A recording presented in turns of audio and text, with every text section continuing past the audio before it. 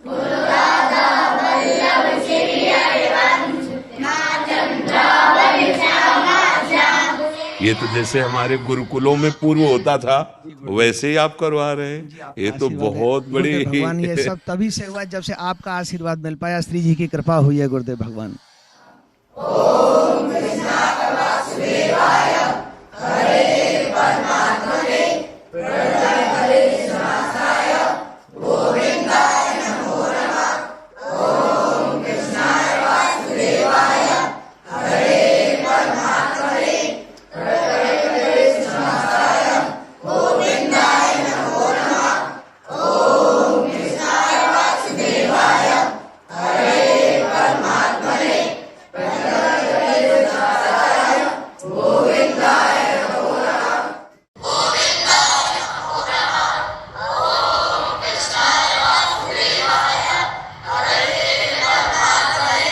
ये तो बहुत अमृत में, बहुत अमृत में, बहुत अमृत।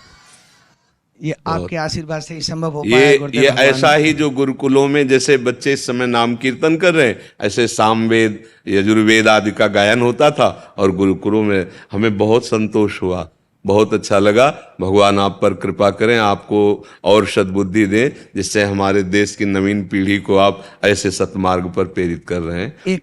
एक अनुरोध गुरुदेव भगवान, जो बच्चे रह गए जी, उनके लिए क्या आदेश है? आप एक बार उनको भी लिवा के लाइएगा, जब आपको समय मिले ना तब आप उनको लिवा के। आज हम चाहते हैं कि हमारे देश के बच्चे सुधरे, और हम आपको बार बार प्रणाम करते हैं कि जो हम चाह रहे हैं वो आप करवा रहे हैं बच्चों से। सदगुरुदेव भगवान आपका आशीर्वाद, बिना आपके आशीर्वाद कुछ नहीं। अच्छा, आप लोग और कुछ बात तो नहीं करना चाहते? मार्ग पर चलते इतनी कठिनाई क्यों आती है? बच्चा, मार्ग कठिन कायर पुरुष को लगता है, बलवान को नहीं लगता। तुम कायर मत बनो। किसी भी कार्य को करने के लिए अगर हमारे हृदय में उत्साह है तो उत्साह हर कठिनाई को रौंद देगा। और अगर हम ऐसे सोचेंगे कि किसी भी कार्य में कठिनाई इतनी क्यों आती है, तो आप हमको ऐसा कोई कार्य बताओ जिसमें कठिनाई ना आती हो। कोई ऐसा कार्य है जिसमें कठिनाई ना आती हो? आप गलत मार्ग में जाओगे तो कठिनाई नहीं है क्या? सोचो, अगर चोरी की तो चोरी करना कितना उसके लिए दुखदायी होगा। वो पकड़ा जाएगा, बेइज्जती होगी, अपमान होगा, लेकिन वो ठान लेता है तो करता है ना। तो जो असत मार्ग में जाते हैं तो क्या उनको कठिनाई नहीं पड़ती क्या? तो सत मार्ग में चलने के लिए, धर्म मार्ग में चलने के लिए अगर कठिनता मिल रही है तो हमको बलवान बनाने के लिए रखा जाता है। देखो, स्कूल में फर्स्ट कौन आता है? जो बहुत पढ़ाई करता है। आर्मी में कौन अच्छा कमांडो बनता है? जो अच्छी दौड़, अच्छी कूद कर लेता है। तो इसको कठिनाई नहीं, इसको योग्यता समझते हैं। हमारे सामने जो कठिनाई रखी जाती है, हमें योग्य बनाने के लिए रखा जाता है। समझ रहे ना आप? धन्यवाद। बहुत सुंदर, बहुत सुंदर। ऐसी सद्भावना विशेष रूप से बच्चों में फैले। हाँ, बहुत सुंदर।